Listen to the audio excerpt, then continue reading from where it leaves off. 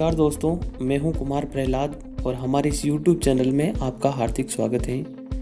तो दोस्तों, आज हाईकोर्ट के अंदर जो रीट L1 को लेकर सुनवाई थी, उसके अंदर क्या निर्णय निकल कर आया और उस सुनवाई का इस भर्ती के ऊपर क्या प्रभाव पड़ेगा। क्या अभी नियुक्ति प्रक्रिया को रोक दिया जाएगा या फिर आगे नियुक्ति प्रक्रिया होगी, या फिर इसके ऊपर जो जांच के आदेश दिए हैं उसके ऊपर क्या क्या चीज़ें निकल कर आएगी, हम इस वीडियो के माध्यम से सब कुछ जानने का प्रयास करेंगे। और साथ ही के अंदर हम अंत में ये भी जानने का प्रयास करेंगे कि जो BSTC B.Ed विवाद है सुप्रीम कोर्ट में, उसमें क्या फैसला आ सकता है।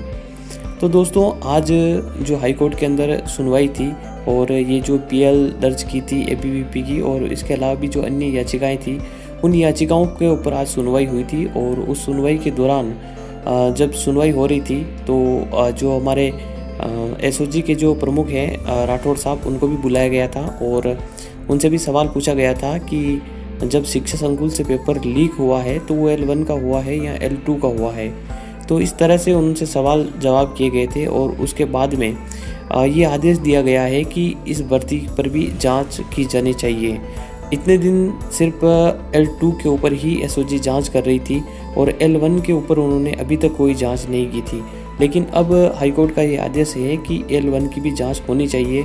और फिर अभी ये जो भर्ती प्रक्रिया चल रही है, इसके ऊपर क्या होगा। तो अभी ये जो भर्ती प्रक्रिया चल रही है, इसको कंटिन्यू जारी रखने दिया जाएगा, इसके ऊपर कोई स्टे नहीं आएगा। लेकिन ये जो भर्ती प्रक्रिया है, ये हाई कोर्ट के अधीन रहेगी, यानी कि जितनी भी याचिका लगी है, इन याचिकाओं के अधीन रहेगी। जांच के बाद यदि अगर पाया जाता है कि कोई अभ्यर्थी फर्जी तरीके से इस रीट भर्ती परीक्षा के अंदर लगा है, जिसने पेपर खरीदा हो, किसी भी करके फर्जीवाड़ा करके लगा हो, तो उसको बाहर कर दिया जाएगा। अच्छी बात यह है कि ये भर्ती प्रक्रिया पर स्टे नहीं है, ये भर्ती प्रक्रिया पूरी होगी, लेकिन जितने भी जो फर्जी तरीके हैं वो भी बाहर हो जाएंगे।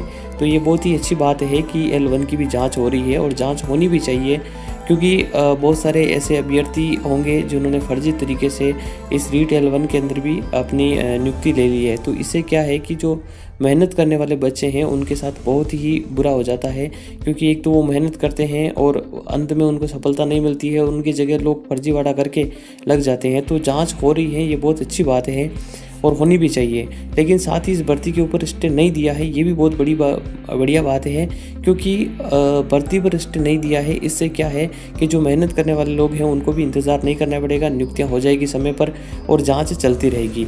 और जैसे जैसे जांच चलती रहेगी, जैसे जैसे कोई अगर फर्जी अभ्यर्थी आते रहेंगे तो उनको बाहर कर दिया जाएगा, जिससे कि वापस जो वेटिंग लिस्ट आएगी उसके अंदर जो बचे हुए लोग हैं, जो किनारे से रह गए हैं, जिन्होंने मेहनत की है, वो भी लग जाएंगे। तो इसमें आपको ज़्यादा कोई डरने की ज़रूरत नहीं है, इससे मेहनत करने वाले लोग ही लगेंगे और जो फर्जी तरीके से लगे हैं वो बाहर हो जाएंगे। तो इसमें जो मेहनत करने वाले हैं उनको डरने की कोई आवश्यकता नहीं है, आपका काम समय पर हो जाएगा। अब बात करते हैं BSTC B.Ed विवाद को लेकर, जो सुप्रीम कोर्ट में मामला पेंडिंग पड़ा है, उसमें क्या हो सकता है। तो जो सुप्रीम कोर्ट के अंदर जो मामला पेंडिंग है BSTC B.Ed विवाद, जिसकी सुनवाई 28 अप्रैल को है, तो अब ये जो मामला है ये फाइनल डिस्पोजल पे है। तो हो सकता है कि ये 28 के बाद 29 को कंटिन्यू हो जाए या फिर आगे भी रेगुलर कंटिन्यू हो जाए, क्योंकि ये भी एक फाइनल स्टेज के ऊपर है।